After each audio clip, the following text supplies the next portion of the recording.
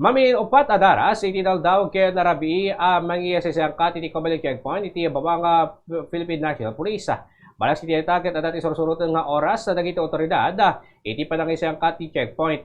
Bayan urot iti day paulog nga direktiba kadagiti Chief of Police.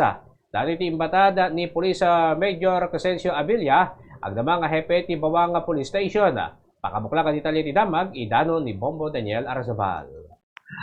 Mabit-babot nga taras hanggang si Polisi Abawang nga PNPT abay isang aldaw sa kadagiti nga Polisi sa Major Vicentio Avila si Polisi ti iling Abawang nga La Union na kunana nga dati direktiba kadakwada iti dang gato nga opisina ti PNP nga basapol nga upat nga daras iti panag checkpoint iti abay isang aldaw karunan ti Rabi kay dole pa iti aldaw ilalawag nang iti pakagagadwatan iti panag ti checkpoint katabay sa isang waran ti munisipyo kaya may sa iti barangay Santiago Bawang La Union kaya nadapat ti checkpoint igagadwat da sa jay barangay Akaw iti nadakamat matlang nga barangay dadagat tapto di tak mai-implementang manalaing daytoy ganban nga madabang nga may papumpala babang ritoy kabang iti pulisya kaya napasat na to'y iti isasarat tayo iti election na period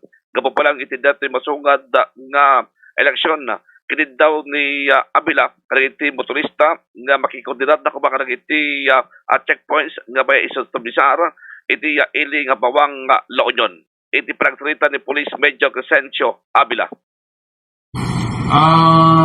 As of now, sir, dating ti higher office tayong conduct the checkpoint. So, almost 4 times a day tayong ang checkpoint at ti oras nga intenda, iso apo ti surusurutan tayo.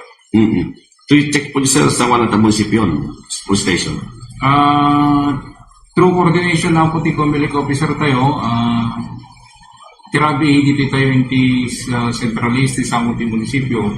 Nung medyo aldaw kami na nabara dito yan tayo, so transport tayo iti barangay Santiago. Nung medyo malamot, dito tayo mag-barangay Akaw. Ni Police Major Crescencio Abila, Chief of Police iti ili nga bawang La Union ni Bombo Daniel Arazabal sa radyo ng Pilipinas sa consistent number 1 sa La Union. Basta radyo.